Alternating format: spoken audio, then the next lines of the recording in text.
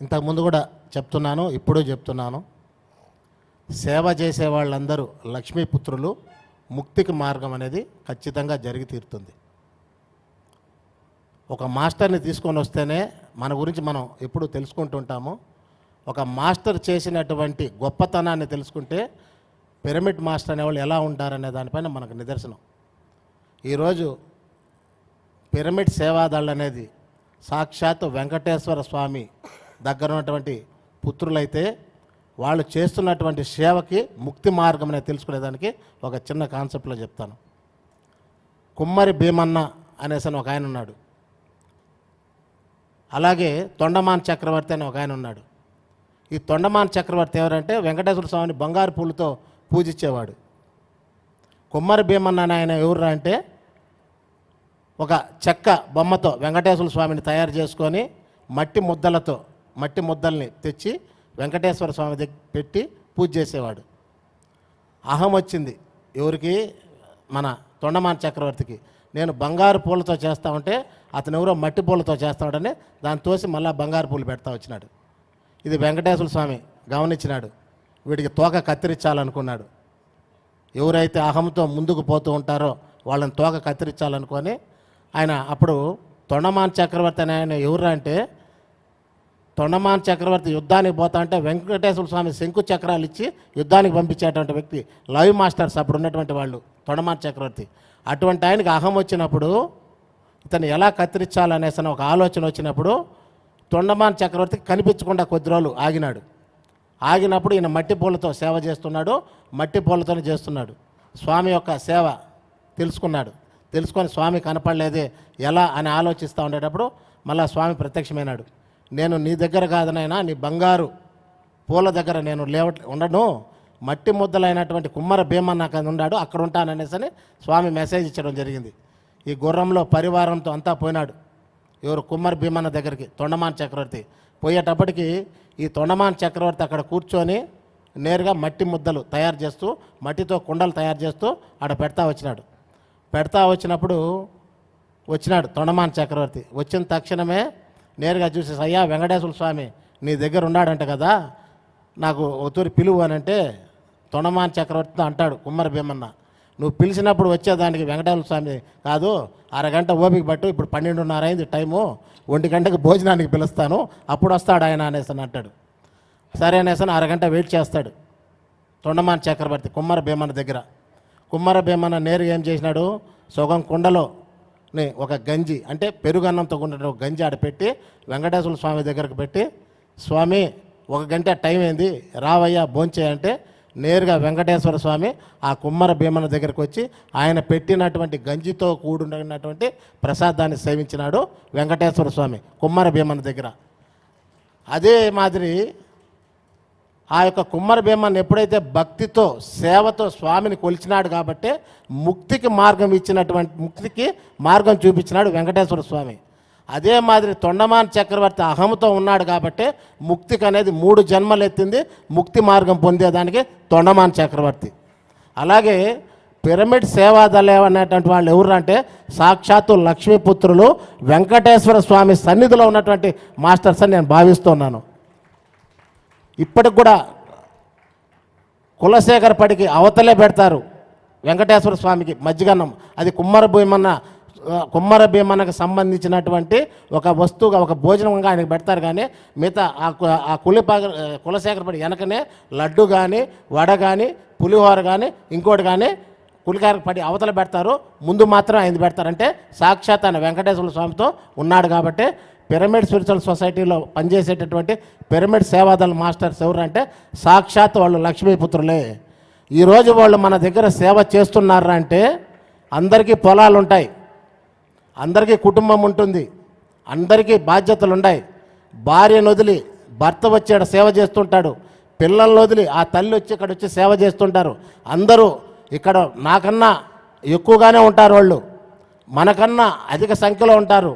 ఈ మధ్యకాలంలో ఒక సర్పంచ్ వర్క్ చేస్తూ వచ్చినాడు. అక్కడ సార్ చెప్పినట్టు సర్పంచ్ స్థితిలో ఉన్నటువంటి వాళ్ళు కూడా వర్క్ చేసినటువంటి వాళ్ళు ఉన్నారు సేవాదళ్ళు. అటువంటి సేవాదళ్ళు నా దృష్టిలో మాత్రం వాళ్ళు లక్ష్మీపుత్రులే. తిరుపతిలో ఒక చిన్న నిదర్శనం సార్, ఎందుకు చెప్పాల్సి వచ్చిందంటే తిరుపతిలో 7 రోజులు ధ్యాన మహాయజ్ఞం జరిగినప్పుడు పిరమిడ్ సేవా దళాలు ఉన్నటువంటి వారికి 70 మంది వచ్చుంటే 70 మందికి ఏసీ డార్మెంటరీ రూములు ఇవ్వడం జరిగింది తిరుపతిలో సేవాదళ వాళ్ళకి. ఇది మేము ఎందుకంటే సేవను గుర్తించినాం. మా లక్ష్మీ మేడం తల్లారితో 4 కంతా వచ్చేస్తుంది ఇక్కడికి, ఈ డయాస్ పైన ఏమి ఉండదా ఏముందా అనేసి. ఆ అనితా మేడం ఉంది, అక్కడ కూర్చుంటుంది, అక్కడ కూర్చున్న తక్షణ ఎక్కడెక్కడ ఎవరెవరికి పంపించాలని చూస్తూ ఉంటుంది. ఈయన కాఫీ తెచ్చి అక్కడ పెట్టినా కూడా కాఫీ తాగేదానికి 1 గంట టైం పడుతుంది అక్కడ వచ్చిన వాళ్ళకి రిసీవ్ చేసుకునేదానికి. అలాగే మన మిత్రులు కూడా, అంటే ఎంత గొప్పగా వీళ్ళు సేవ చేస్తున్నారంటే దీనికి నిదర్శనము ఆ పిరమిడ్ సేవాదళ మాస్టర్స్ మాత్రము నా దృష్టిలో వాళ్ళంతా లక్ష్మీపుత్రులు. Thank you sir.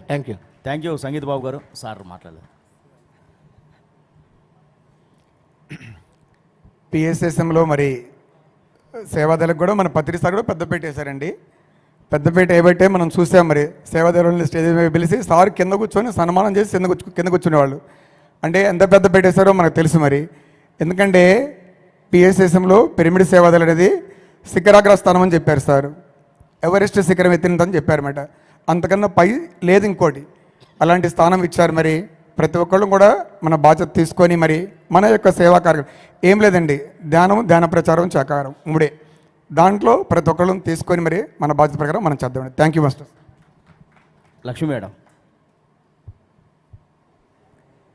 సేవ చేసేవారి పట్ల మనం ఎలా ఉండాలి? మైత్రి భావంతో ఉండాలి. వాళ్ళకి అది తెలుసు కాబట్టి అది చేస్తున్నారు, మనకి ఇది తెలుసు కాబట్టి ఇది చేస్తున్నాం.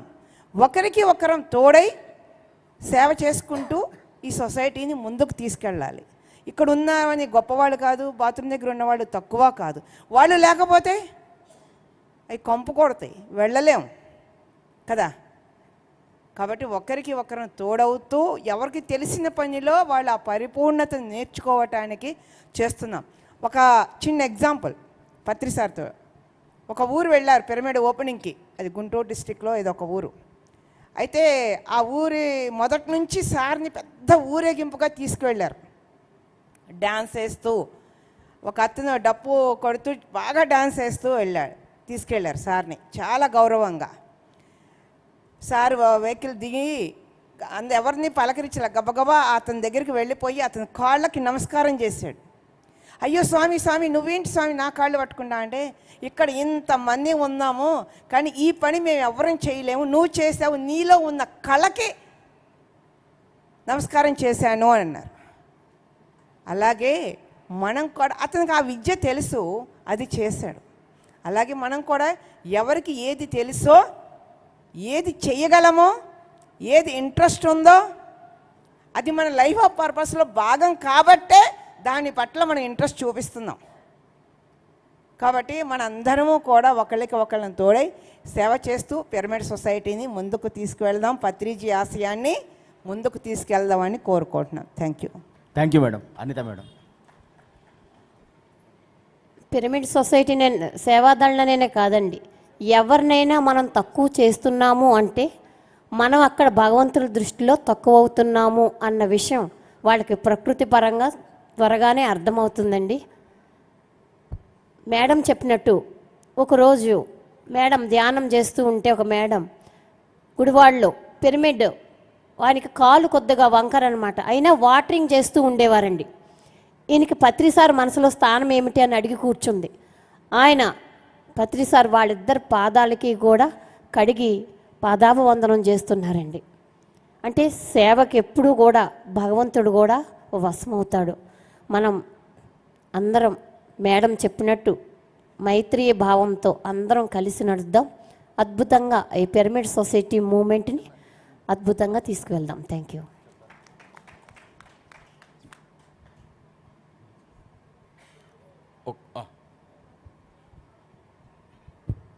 Thank you sir. నేను 4 మాస్టర్ల గురించి చెప్పాను. వాళ్ళని ఆదర్శంగా తీసుకొని నేను చేస్తున్నటువంటి ఒక చిన్న పని చెప్పేస్తాను. 2006లో తిరుమల తిరుపతి దేవస్థానం వారు మహతి ఆడిటోరియంలో ఒక పాంప్లెట్ వేయడం జరిగింది. యోగా పైన, మెడిటేషన్ పైన, ధ్యానం పైన, అలాగే కొన్ని వర్కర్ల పైన ఏదన్నా కానీ ఉంటే వాళ్ళకందరికీ 15,000 రూపాయలు జీతం ఇస్తామని 2006లో. అప్పుడు ఆ పాంప్లెట్ నేను తీసుకున్నాను. శ్వేతా భవన్ ఉంటుంది అక్కడ.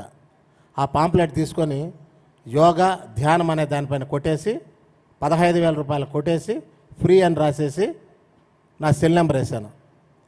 3 రోజుల తర్వాత నాకు ఒక ఫోన్ వచ్చింది. ఫోన్ వచ్చిన తక్షణమే యోగా పైన ధ్యానం పైన నువ్వు ఫ్రీగా చెప్తావంట రా అనేసని. అవును సార్ అన్నాను. నేరుగా అక్కడికి పోయినాను. అప్పుడు శ్వేతా భవన్ డైరెక్టర్గా ఉన్నటువంటి వారు బోమన్ గారు పిలిచి ఒక 300 మంది టీటీడీ ఎంప్లాయీస్ని కూర్చోబెట్టినారు. కూర్చోబెట్టిన తక్షణమే అందరికీ యోగా చేపిమన్నారు. వాళ్ళు దిండ్లు దుప్పట్లు తెచ్చిపెట్టుకున్నారు. సార్ మాది యోగా కాదు మెడిటేషన్ సార్ అని చెప్పిన తక్షణమే సార్ ఏదో ఇంత దూరం వచ్చావు కదా చేయమని తక్షణమే ఒక 3/4 గంట 45 నిమిషాలు ధ్యానం చేపించడం జరిగింది. ఆ తర్వాత మళ్ళా రమ్మన్నారు. అలా 3-4 సార్లు మనము వెళ్ళి చెప్తూ ఉండేటప్పుడు వాళ్ళు ఏమన్నారంటే తిరుమల కొండపైన కూడా శ్రీవారి సేవకులకి మీరు చెప్పాలి ధ్యానం అని చెప్పిన తక్షణ తప్పకుండా చెప్తాం సార్. వాళ్ళు అన్నారు అప్పుడు మీకు బస్ పాస్ ఇస్తాము, ఒక లడ్డు కూడా ఇస్తామని. మాకు బస్ పాస్ వద్దు సార్, వెంకటేశ్వర స్వామి ప్రసాదం కూడా ఇంకొకరికి ఉపయోగపడుతుంది, మేము ఫ్రీగానే వచ్చి చేస్తామనేసని 2006 నుంచి ఇప్పటి వరకు నెలకి 20,000 మందికి మనము ధ్యానం చెప్తున్నాము. ఆ రోజు నుంచి ఈ రోజు వరకు శ్రీవారి సేవకులకి. ఇది ఎందుకు చెప్పాల్సి వస్తుందంటే మనం ఏ పని చేస్తే ఎక్కడ మనకు ఉద్భవిస్తుంది అనే దానికి బ్రహ్మర్షి పితామహ పత్రిజీ గారు గురు పౌర్ణమి చేయాలయ్యా నా కొండపైన అన్నాడు. తిరుమల తిరుపతి దేవస్థానంలో పర్మిషన్ ఉన్నా లేకపోయినా తిరుమలలో మనము ఒక ప్రోగ్రాం చేసాం. అలాగే 7 రోజులు ధ్యాన యజ్ఞం కావాలి తిరుమల కొండపైన అన్నాడు. అప్పుడు ఇచ్చినటువంటిది కరోనాలో మనకు 11 మందికే పర్మిషన్ ఇచ్చింది. కానీ అప్పుడున్నటువంటి విజిలెన్స్ ఆఫీసర్ల దగ్గర అక్కడ ఉన్నటువంటి పరిచయాల వల్ల మనం చేస్తున్నటువంటి పిరమిడ్ స్పిరిచువల్ సొసైటీ వారు చేస్తున్నటువంటి సేవ వల్ల గుర్తించి వాళ్ళు మనకు ఒక 4 బస్సులు ఏర్పాటు చేసి కరోనా పీరియడ్లో కూడా టోకన్ ఉంటేనే కొండకు పంపిస్తారు. అటువంటిది టోకన్ లేకపోయినా 3,000 మందితో 7 రోజులు తిరుమల కొండపైన ధ్యాన మహాయజ్ఞం చేయడం జరిగింది. అలాగే తిరుపతిలో కూడా ఫ్రీగా ఏ రూపాయి లేకుండా మనకు ఒక ఆడిటోరియం కూడా ఇచ్చి తిరుమల తిరుపతి ఆడిటోరియం కూడా ఇవ్వడం జరిగింది. మనం యజ్ఞం చేసుకోవడం జరిగింది. ఇది ఎందుకు చెప్తున్నారంటే సేవ చేస్తే ఎట్లా ఫలితం వస్తుంది అనే దానికి దీనికి నిదర్శనమని భావిస్తున్నాను. Thank you sir. Thank you. So సేవ ఎలా ఉండాలో నేర్చుకున్నాం, సేవను చూసే వాళ్ళు ఎలా ఉండాలో నేర్చుకున్నాం.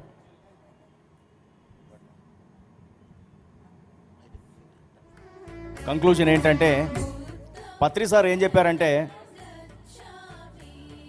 7వ చక్ర స్థితికి అంటే 7 చక్రాల్లో 7వ చక్ర స్థితికి చేరుకున్నవాడు సేవాయోగంలోకి వస్తాడని చెప్పాడు. కాబట్టి ఆధ్యాత్మికతకి పరాకాష్ట ఏంటి అంటే సేవ అని చెప్పారు పత్రి సారు. కాబట్టి మనము ఈ సేవాయోగాన్ని మరి ఈ ధ్యాన సేవని మనము ముందుకు తీసుకెళ్ళాలి.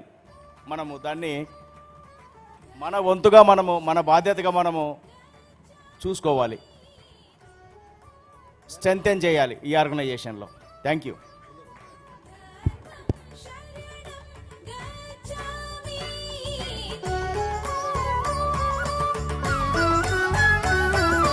ఇందాక మేడం ఒకటి చక్కగా చెప్పారు, సేవ చేసే వాళ్ళని తక్కువ చేస్తే భగవంతుడు మిమ్మల్ని తక్కువ చూస్తారని.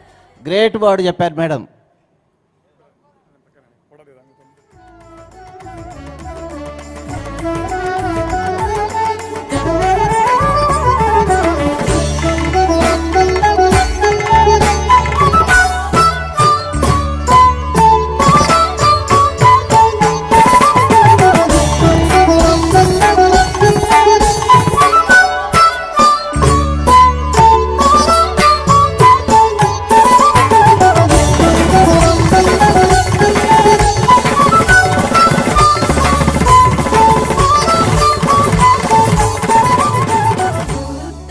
ఇప్పుడు ఒక ఇద్దరు విశిష్ట వ్యక్తులు రత్నాకర్ గారు, మిసెస్ రత్నాకర్ గారు మొత్తం మన ట్రస్ట్ అకౌంట్స్ ఆడిట్ చేస్తారు. మన ఆడిటర్సు, కన్సల్టెంట్సు, మన అడ్వైజర్సు, వెల్ విషర్సు ఈరోజు వచ్చారు. వారిని స్టేజ్ మీదకి ఆహ్వానిస్తాం.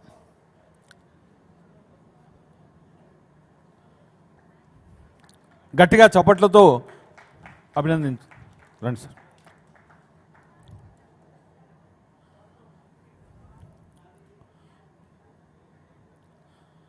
సార్ గత 3 సంవత్సరాలుగా మొత్తం మా అకౌంట్స్ ఎవ్రీథింగ్ మీరు ఆడిట్ చేస్తున్నారు.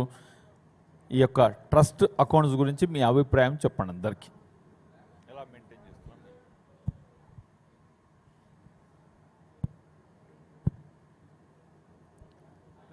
సభాయ నమః.